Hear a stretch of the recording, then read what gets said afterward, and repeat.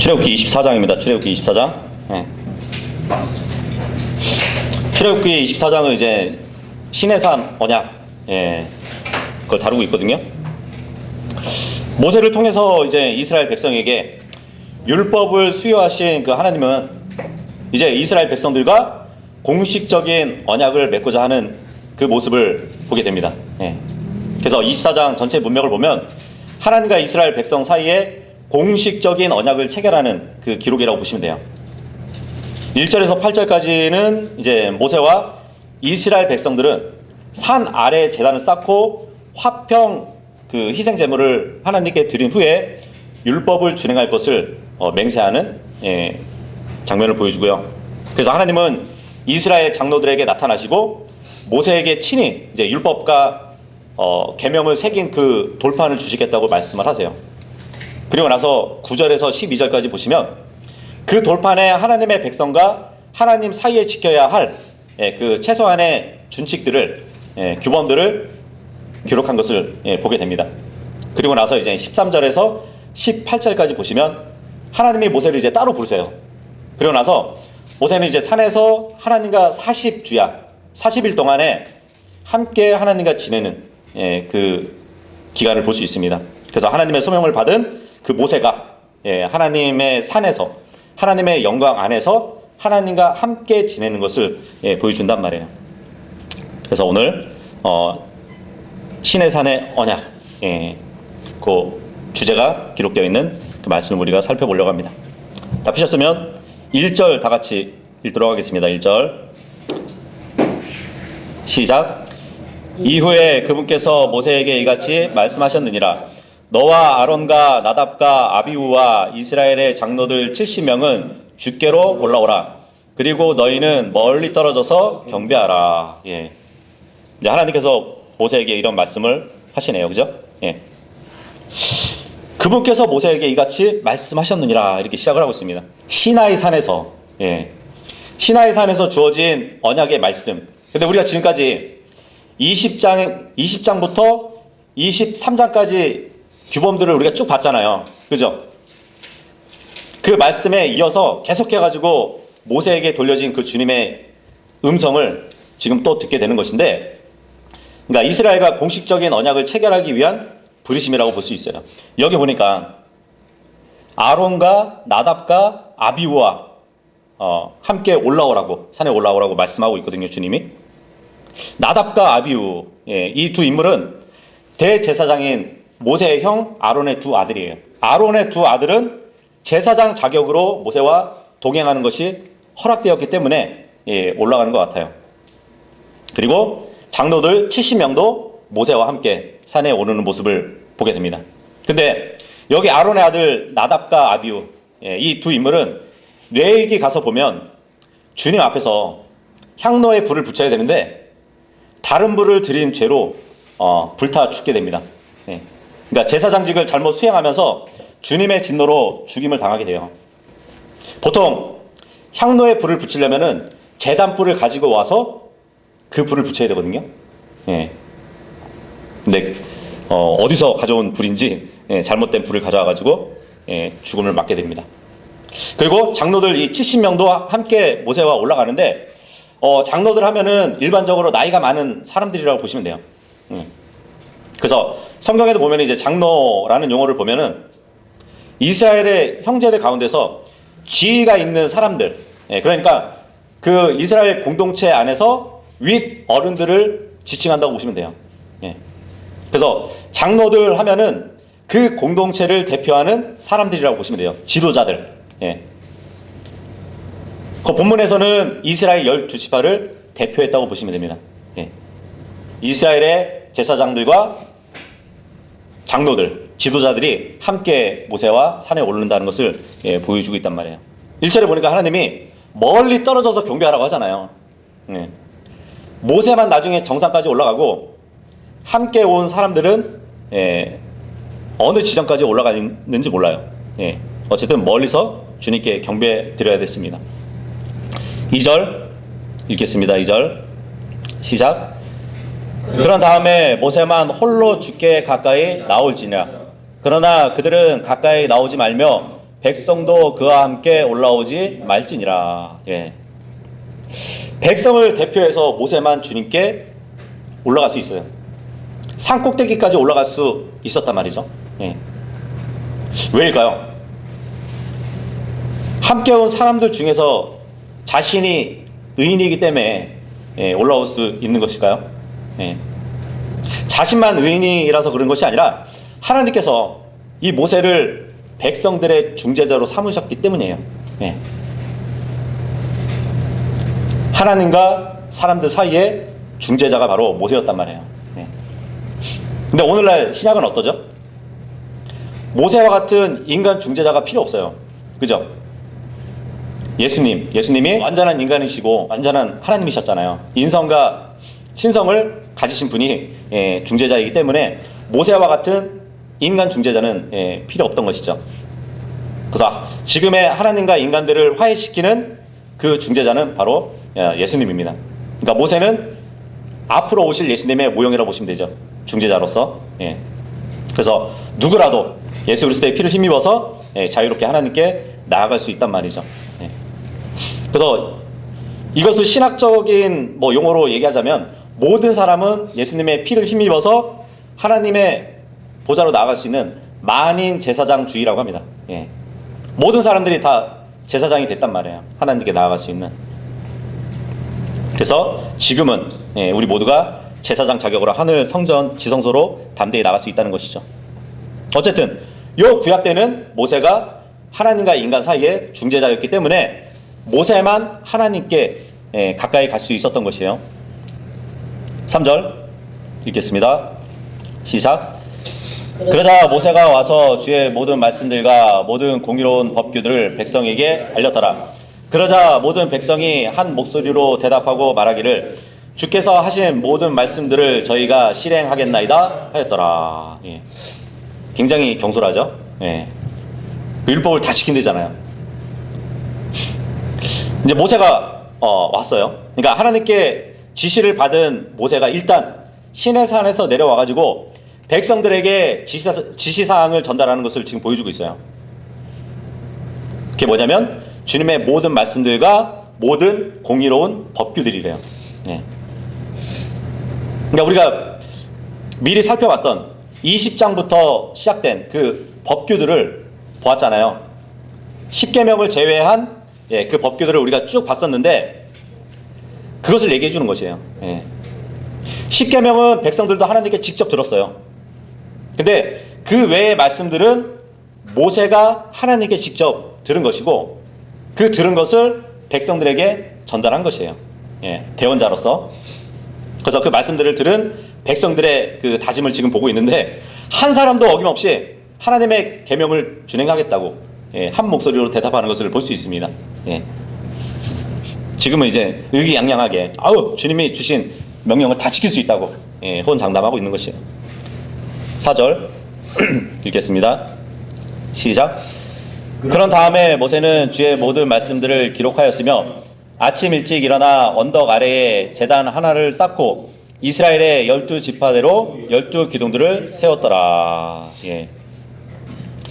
모세가 이제 하나님께 받은 그 말씀들을 듣고 전해줬지만 그 말씀들을 또 기록했대요. 하나님께로 받은 모든 말씀들을 그거 기억하려면 엄청나겠죠, 그죠? 하지만 말씀을 기록할 때는 하나님의 영감에 의해서 기억이 돼가지고 기록이 되는 것이에요. 자, 그리고 나서 제단을 쌓았다고 합니다. 구약 시대에 제단을 쌓았다는 것은 주님께서 자신의 백성을 만나주는 하나의 장소였던 것이에요. 그렇게 보시면 돼요. 거기다가 이제 주님은 피 흘림이 있어야 언약 관계를 맺을 수 있는 분이시거든요. 그래서 제단이라는 것은 하나님과 인간의 언약 관계에 있어서 피 흘림이 있는 그 언약의 공식적인 체결 장소라고 보시면 돼요. 자, 그리고 12지파대로 12기둥을 세웠대요. 제단이 있고 하나님이 있고 그 맞은편에 12기둥이 세워진 것이에요. 마치 그런 것 같은 것이에요. 누가 뭐 계약을 한다 하면은 사람과 사람 사이에 뭐가 있죠? 가운데 테이블이 있잖아요. 테이블. 예, 그죠? 그 테이블을 두고 하나님과 12지파가 이렇게 마주보고 있다고 보시면 돼요. 예, 제단을 가운데 두고. 근데 이제 보통 고대의 중동에서 보면은 쌍방 간의 그 계약을 체결할 때 보시면 돌 기둥들을 세우거나 돌 무더기를 이렇게 쌓는 풍습이 있었어요. 창세기 28장 18절에 보잖아요. 거기 보면은 이제 베델이라는 그 장소에서 야곱이 잠을 청했던 적이 있었죠. 그래서 이제 땅에서부터 하늘로 이어지는 그 사닥다리 꿈을 꾸게 되잖아요. 그죠? 주님을 만난단 말이에요. 그래가지고 아침에 일찍 일어나서 자기가 베개로 삼았던 그 돌을 가져다가 기둥을 세워요. 예. 그리고 그 위에 기름을 붓는단 말이죠. 그러면서 이제 하나님과 언약을 체결하는 모습을 볼 수 있어요. 그리고 창세기 31장 44절에서 53절 보시잖아요. 라반과 야곱이 이제 기둥을 세우고 돌 무더기를 이렇게 쌓는 모습을 볼 수 있거든요. 그래서 언약을 체결해요. 어떤 언약을 체결하냐면, 자, 여기 기둥을 세우고 돌 무더기를 세웠으니까 우리가 이 기둥을 넘어서 서로 해치지 말자고, 예, 그러한 언약을 세웠단 말이죠. 그 외에도 뭐 여호수아 24장 보시면 여호수아가 이제 백성들을 모아두고 너희들 하나님을 선택할래, 이방 신을 선택할래 그러거든요. 나는 내 집과 주님을 섬기겠다고. 그랬더니 백성들이 우리도 하나님만 섬기겠다고. 그랬더니 그러면 언약을 맺자 하면서 큰 돌을 가져다가 상수리 나무 밑에 이렇게 세워서 언약을 맺는, 예, 그 모습을 볼 수 있습니다. 그래서 언약을 체결하는데 보면은 돌 무더기나 아니면 돌 기둥을 세우는 그 모습들이 성경에도 나온단 말이에요. 근데 지금 이 시나이산 앞에서 언약도 마찬가지로, 예, 하나님과 맞은편에 12지파를 상징하는 12기둥을 세우는 모습을, 예, 우리가 지금 본단 말이죠. 자, 5절 읽겠습니다. 5절 시작. 그리고 그는 이스라엘 자녀들의 청년들을 보냈더라. 그들은 주께 번제물들을 바쳤고 소들의 화평 제물들로 희생 제물을 바쳤더라. 예. 자, 이제 언약을 체결하는 데 있어서 중요한 것, 피의 언약을 맺어야 되기 때문에, 예, 희생 제물을 잡아야 돼요. 근데 이 희생 제물을 잡는데 청년들을 보냈다고 합니다. 예. 그래서 어떤 분들은 이 청년들은 아론의 아들일 것이다, 나답과 아비후를 얘기하는 것이다, 이렇게 얘기를 하기도 합니다. 왜냐하면 그들이 제사장이 될 것이기 때문에 그들이 짐승들을 잡아야 되는 것이 맞으니까. 예. 그런데 그런 것 같지는 않아요. 왜냐하면 이 당시에는 아직 그 제사의 규례가 정비되지 않았거든요. 그래서 청년들을 보냈다는 것은 그냥 문자 그대로 젊은 사람들을 의미한다고 볼 수 있어요. 왜 청년들을 보내서 희생 제물을 바쳤냐 생각해 보세요. 이 짐승들을 잡을 때는 짐승들이 굉장히 발버둥을 친단 말이에요. 그죠? 그렇기 때문에 그 힘센 동물들을 다루려면은 청년들이 다뤄야 되는 것이에요. 예. 힘이 있어야 하잖아요. 짐승들을 잡으려면. 예. 그래서 한 집안의 장자들로 이 일을 시켰던 것 같아요. 예. 6절 읽겠습니다. 시작. 그러고 나서 모세가 피의 절반을 취하여 그것을 대야들에 담았더라. 그런 다음에 그가 피의 절반을 제단 위에 뿌렸더라. 예. 왜 피를 나눠가지고 제단에 뿌리고 반은 대야에 담았을까요? 피를 나누는 것이에요, 지금. 피를 나눈다. 예. 한 피에 연합되어 있다는 것을 보여주는 것이에요. 하나님과 백성들이 한 피에 연합되어 있다는 것을 지금 보여주고 있는 것이거든요. 그러니까 우리가 일반적으로 그런 말 쓰잖아요. 너와 나는 피를 나눈 의형제라고 그런 표현을 쓰잖아요. 그죠? 그런 것처럼 이 한 피 안에서 하나님과 백성들이 연합되었다는, 예, 그런 것을 보여주는 것이란 말이에요.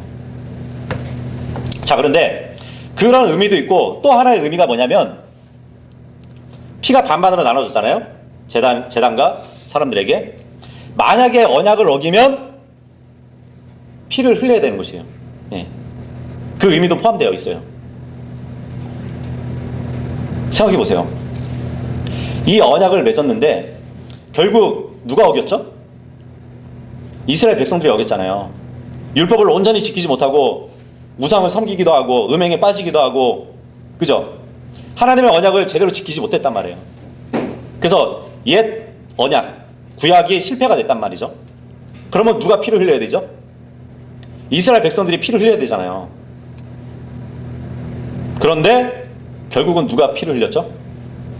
예수님이 피를 흘린 것이에요. 예수님은 자신이 이스라엘을 대신해서 피를 흘렸음을 보여주고 있습니다. 그러면서 새로운 언약을 체결하신 것이에요. 옛 언약이 깨지면서 새로운 언약으로 대체해 주시면서 이스라엘 백성들을 용서해 주시는 그 주님을 우리는 알 수 있습니다. 7절 읽겠습니다. 시작. 그런 다음에 그가 언약의 책을 가져와서 백성이 청취하는 데서 읽었더라. 그러자 그들이 말하기를 주께서 말씀하신 모든 것을 저희가 실행하고 순종하겠나이다 하였더라. 지금 모세는 언약의 책을 가져왔대요. 언약의 책.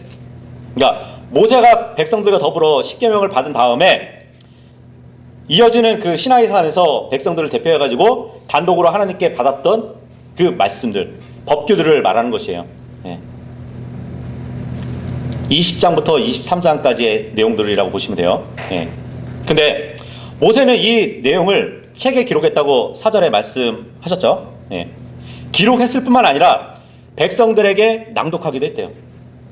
근데 그 기록을 들은 이스라엘 백성들은 그 명령대로 우리가 실행하겠다고, 순종하겠다고, 일도 머뭇거리지 않고 맹세하는 모습을 보게 됩니다. 자, 이스라엘 백성들은 이 율법이 그들에게 있어서 교리서였어요. 근데 지금 교회 시대에 있어서 우리가 믿음의 실행을 가르치는 직접적인 교리서는 뭘까요? 바울 서신이에요. 바울 서신. 바울이 기록한 그 서신이 우리에게 있어서는 직접적인 교리서예요. 그래서 데살로니가 전서 5장 27절에 보잖아요. 내가 주에 의하여 너에게 명하노니 모든 거룩한 형제들에게 이 서신이 읽히게 하라, 이렇게 말해주고 있습니다. 사도 바울이 이 서신을 읽히게 하라고. 왜냐하면 우리에게 있어서는 교리서이기 때문이에요. 그래서 우리가 성경을 읽을 때 이 바울 서신은 매일 읽어야 되는 것이에요. 우리의 믿음의 실행에 가르침을 주기 때문에. 근데 이스라엘 백성들은 율법이 자신들의 믿음의 실행에 있어서 교리서였단 말이죠. 8절 읽겠습니다. 8절 시작. 그러자 모세가 피를 취하여 그것을 백성에게 뿌리고 말하기를 주께서 이 모든 말씀들에 관하여 너희와 맺은 언약의 피를 보라 하였더라. 언약의 피, 이게 나오는데 이제 고대 국가들 사이에서도 피로 언약을 맺는 일이 흔했어요. 뭐 때때로는 이 피는 희생 제물의 피이기도 했고요. 또 양측은 언약을 깨트리면 희생 제물의 운명이 자신의 운명이 되는 것, 그것이라고 엄숙하게 서로 행했단 말이에요. 그래서 이방인들 중에는 짐승의 피가 아니라 양측의 그 사람, 그러니까 자신들의 피를 두고 서로 피를 마시기도 했던 그런 언약도 있었다고 합니다. 예수님을 생각해 보면은 예수님은 자신의 피로 상속 언약을 체결하셨죠. 그죠? 그 피의 절반은 하나님께, 그리고 그 피의 절반은 믿는 자들에게 이렇게 미치면서 중재자로서의 그 하나님과 사람들 사이에 화해를 이루신 분이 예수 그리스도시죠. 그리고 우리는 새 언약에 따라서 아버지와 아들들, 그러니까 상속자의 관계를 이루고 사는 사람들입니다. 9절하고 10절 읽겠습니다. 시작. 그때 모세와 아론, 나답과 아비후와 이스라엘의 장로들 70명이 올라갔더라. 그러고 나서 그들이 이스라엘의 하나님을 목격하였으니 그분의 두 발 아래는 마치 사파이어 보석으로 포장된 것 같았고 그의 청명함 가운데 있는 하늘의 본체 같았더라. 이제 모세를 비롯해가지고 아론의 아들들 그리고 70명의 장로들이 함께 산에 올라가서 이스라엘의 하나님을 목격했대요. 예. 아마 이때까지는 백성들이 하나님을 단지 조상의 하나님으로 알고 있었지만 이제 언약을 통해서 이스라엘 전체적인 민족의 하나님으로서 알게 되었던 것이에요. 예. 자, 그런데 이 사람들이 산에 올라가서 하나님을 목격했대요. 출애굽기 33장 20절에 보잖아요. 하나님의 얼굴을 보는 사람은 살자가 없다고 기록이 되어 있단 말이죠. 그리고 디모데전서 6장 16절에도 보면 실제로 하나님을 본 자는 아무도 없다고 분명히 기록이 되어 있단 말이에요. 근데 본문을 보니까 이스라엘의 지도자들이 마치 하나님을 본 것으로 기록이 되어 있는 것 같아요. 그죠? 이게 어떻게 봐야 될까요? 어쩌면 하나님이 주의 천사로 그들에게 보여주셨다고 우리는 볼 수 있겠죠. 변개된 성경 중에 보면은 70인역이 있거든요. 거기 보면은 성경에는 분명히 하나님을 본 자는 죽는다고 그랬고 지금까지 하나님을 본 사람은 없다고 기록이 되어 있는데 출애굽기에는 지금 하나님을 목격했다고 기록이 되어 있으니까 이것은 성경의 모순이 된다. 그래가지고 하나님이 계신 장소를 목격했다고 이렇게 변개를 해버렸어요. 근데 성경은 분명히 하나님을 목격했다고 기록이 되어 있습니다. 근데 구약에 보면은 늘 하나님은 사람의 모습처럼 사람들에게 나타나기 때문에 보여줄 수 있었죠. 하나님은 영이시기 때문에 어느 누구도 하나님을 직접 볼 수는 없습니다. 예수님의 초림 때는 정말 예수 그리스도를 통해서 하나님을 간접적으로 이렇게 본 그 특권을 누렸던 사람들은 있었지만 오늘 그리스도인들도 역시 하나님을 직접 보진 못해요. 저 하늘에 가서야 하나님을 직접 볼 수 있을 겁니다. 11절 읽겠습니다. 시작. 그리고 그분께서 이스라엘 자녀들의 귀족들에게 그분의 손을 대지 아니하였으니 그들도 하나님을 목격하였고 먹고 마셨더라. 여기 11절 보니까 이스라엘의 자녀들의 귀족들 이렇게 나오는데 누굴 얘기할까요? 그냥 9절 본문에 모세와 아론 그 아들들 70명의 장로들을 가리킨다 보시면 돼요. 이스라엘 자녀들의 귀족들이. 근데 그분의 손을 대지 않았대요. 손을 대지 않았다는 것은 하나님을 목격했음에도 불구하고 그들을 치지 않았다는 얘기예요. 하나님의 얼굴을 보고는 살자가 없는데 자신을 목격한 그들을 죽이지 않았다는 말씀을 해주고 있는 것이거든요. 창세기 32장에 보잖아요. 야곱이 야복강 근처에서 주의 천사와 맞닥뜨리죠. 그러면서 씨름을 하잖아요. 밤새. 씨름하고 나서 나중에 그 장소를 푸니엘이라고 이렇게 불렀단 말이에요. 내가 얼굴과 얼굴을 마주하여서 하나님을 보았지만 내 생명이 보존되었다는 그런 의미를 갖고 있어요. 주의 천사를 마주하더라도 그분이 손을 대면은 죽게 되지만 주님은 이스라엘 자녀들의 귀족들에게는 그렇게 하지 않으셨을 뿐만 아니라 그들과 함께 먹고 마셨다고 말씀을 하고 계십니다. 역사적으로도 보면 누군가와 계약이 체결되면은 계약자들이 서로 신뢰와 교제를 나누기 위해서 나타내기 위해서 그 증거로 뭘 했냐면 공동 식사를 했었어요. 오늘날도 보통 그렇잖아요. 누구와 계약 체결을 하기 위해서 일반적으로 뭘 하죠? 식사를 하죠. 그죠? 일반적으로는 식사를 같이 한단 말이에요.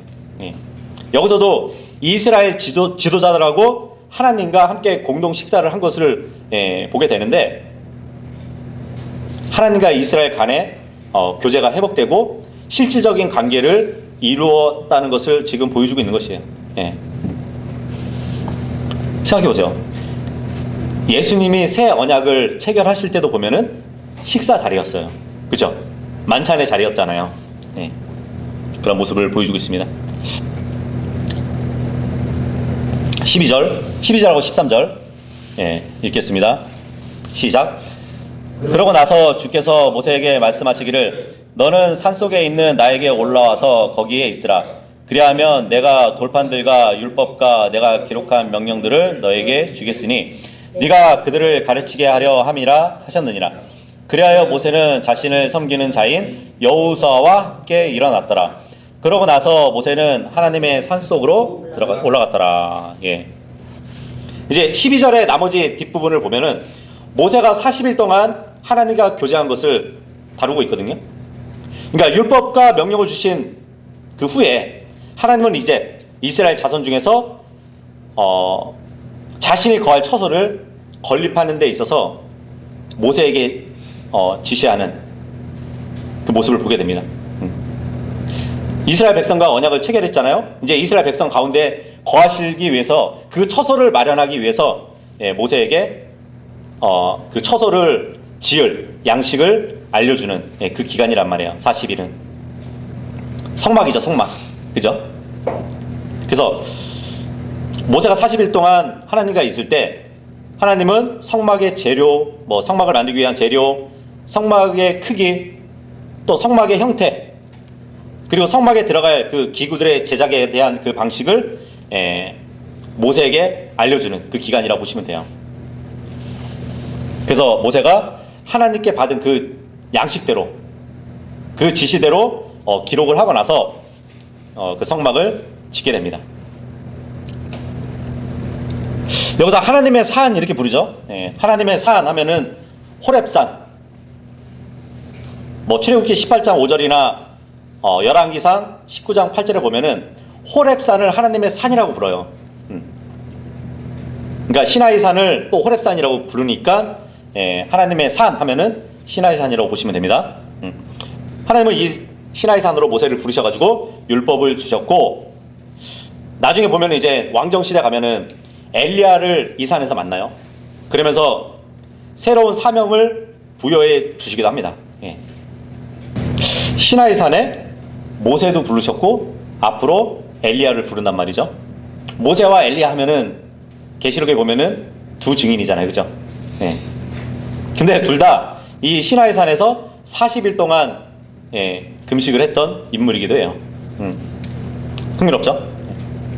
자, 그런데 모세가 산에 오르기 전에 모세를 섬겼던 여호수아가 또 등장하고 있습니다. 이 여호수아는 모세가 죽고 나서 이스라엘 백성을 가나안까지 인도할 지도자인데 지금 미리 모습을 보여주고 있어요. 함께 산에 올라와 있는 것이에요. 14절 읽겠습니다. 시작. 그러면서 그가 장로들에게 말하기를 우리가 너에게 다시 올 때까지 너희는 우리를 위하여 여기에 머물라. 그런즉 보라, 아론과 훌이 너희와 함께 하노라. 만일 누구든 처리해야 할 어떤 사안들이 있다면 그로 하여금 그들에게로 나아가게 하라 하였더라. 그리하여 모세가 그 산속으로 올라갔는데 구름이 산을 덮었더라. 모세는 여호수아와 함께 산의 상단부까지 올라가서 거기서 이제 다른 지시를 기다려야 했어요. 여기 산을 덮는 구름, 산을 덮는 구름이 나오는데 출애굽기 19장 16절에 언급된 그 구름을 말해주는 것 같아요. 셋째 날 아침에 이러한 일이 있었으니 산의 천둥들과 번개들과 짙은 구름들과 이 짙은 구름이 산을 덮고 있었다고 보시면 됩니다. 그러니까 하나님이 모세를 부르셨지만 모세는 6일 동안 산 중턱에 머물러 있어요. 그래서 하나님의 명령을 받기 전까지는 그분의 임재 속으로 들어가지 못하게 됩니다. 그러면서 이제 모세는 내가 하나님의 부르심을 받고 산 정상에 올라가게 되거든 아론이 있으니까 혹시 재판할 일이 있으면은 아론을 통해서 이렇게 하라고 지시를 내리고 기다리고 있는 중입니다. 16절 읽겠습니다. 16절에서 18절까지 읽겠습니다. 시작. 그래야 주의 영광이 시나이산 위에 거하였으며 그 구름이 6일 동안 그것을 덮었더라. 그리고 7째 날에 그분께서는 구름 한가운데서 모세를 부르셨더라. 그러자 이스라엘 자녀들의 눈에는 주의 영광의 광경이 그 산꼭대기 위에 지어삼키는 불 같았더라. 그리고 모세는 구름 한가운데로 들어가 그 스스로 산속으로 올라갔더라. 그리하여 모세가 산 속에서 40일과 낮과 40일 밤을 있었더라. 예. 드디어 모세는 이제 주님의 영광의 구름이 덮인 시나이 산에 올랐습니다. 그곳에서 40일 낮밤을 있었대요. 예. 성경에 보면은 이 40이라는 숫자를 보면은 특별한 상징적인 의미를 갖고 있죠. 예. 지금 40일 동안 머물러 있다가 돌판을 받게 되잖아요. 돌판을 갖고 산에 내려갔는데 우상숭배하는 이스라엘 백성을 보고 그 돌판을 깨버린단 말이에요. 그래서 다시 시나이 산으로 올라갔을 때 40일을 또 머물게 되거든요. 40일. 엘리야도 이 시나이 산에 나중에 오르게 될 때도 40일을 있다가 내려가거든요. 예수님께서도 광야에서 금식을 하면서 시험을 받았던 기간이 40일이에요. 그죠? 또 이스라엘 백성이 출애굽해서 가나안까지 들어간 그 기간이 40년이에요. 40. 이렇게 볼 때 이제 40이라는 숫자는 어떤 시험과 시련의 기간이라고 보여지기도 합니다. 근데 그 반면에 새로운 힘을 얻는 기간이라고 또 의미할 수도 있겠어요. 이렇게 오늘은 이제 하나님과 이스라엘의 언약을 체결하는 이 기록을 우리가 봤는데, 이스라엘 백성들은 하나님 앞에서 율법을 잘 준수하겠다고 맹세를 했었습니다. 하나님도 이스라엘 백성에게 율법의 준수를 요구했죠. 지키라고. 어떻게 보면은 율법을 잘 지키면 주님이 이스라엘 백성에게 복을 주신다는 또 약속을 하셨잖아요. 하지만 율법을 지키지 않으면 그러한 복들이 아니라 저주를 받을 것이라는 말씀을 또 해주셨단 말이에요. 그래서 주님은 꼭 율법을 잘 준수하라고 말씀을 하셨습니다. 우리가 이제 하여튼 전체적인 말씀을 봤는데, 왜 모세에게 이제 모세 한 명만 하나님이 있는 그 장소까지 올라오라고 말씀을 하시면서 6일 동안 왜 아무 응답이 없었을까요? 모세는 산 중턱까지 올라가서 6일 동안 기다리고 있는 것이에요. 하나님의 침묵이 있었던 것이에요. 왜 있었을까요? 그래서 14절 15절을 보면은 주님이 시나이 산에 올랐던 모세를 향해서 6일 동안 침묵하셨다가 7일째 되는 날 부르셨단 말이에요. 모르겠어요, 그 이유는. 어쨌든 모세는 하나님을 만나기 위해서 6일을 기다려야 했다는 것이에요. 하지만 우리가 이제 뭐 그 이유는 모르겠지만 6일 동안 침묵하시고 7일째 되는 날에야 모세를 부르셨는지 우리가 생각해보고 영적으로는 우리에게 뭐 교훈을 받을 수는 있는 것 같아요. 어쩌면 모세가 하나님을 만나는데 필요한 마음의 준비를 가질 수 있도록 그 기간을 주셨을 수도 있어요. 그죠? 또 하나님은 때때로 자기 백성들에게 침묵하실 때도 있거든요. 성도들을 인내로 기다려야 할 줄 알아야 된다는 것을 교훈해 주기 위해서 침묵하실 때도 있다는 것이에요. 여러분들은 어떤 제목으로 주님께 기도를 하시는지 모르겠지만 하나님께서 즉시로 응답하지 않으시는 그 기도도 있을 겁니다. 오랫동안 침묵하실 때도 있어요. 아마 그 이유도 모세와 같은 경우일 수도 있습니다. 우리에게도 준비할 수 있는 그 기간을 주시기 위해서 그렇게 하실 수 있다는 것이에요. 그러니까 하나님은 자기 자녀들에게 믿음을 시험하기 위해서 침묵하실 수 있다는 얘기예요. 그러니까 주님의 생각은 성도들을, 그죠? 성도들의 모든 유익을 위해서, 그 목적을 위해서 침묵해 주실 때가 있다는 얘기예요. 그렇다면 우리는 하나님의 침묵에 대해서 어떻게 대해야 될까요? 하나님께서 침묵하실 때는 모세처럼 조용히 기다릴 줄 알아야 되는 것이에요. 특히 하나님께서 우리의 기도에 응답을 지체하실 때, 침묵하실 때도 우리는 인내로 기다려야 할 줄 알아야 되는 것이에요. 많은 성도들이 하나님께 기도하고 응답이 되지 않으니까 막 불평하고 원망하면서 기도를 중단해 버리기도 해요. 하지만 그것은 성도에게 바른 자세가 아닙니다.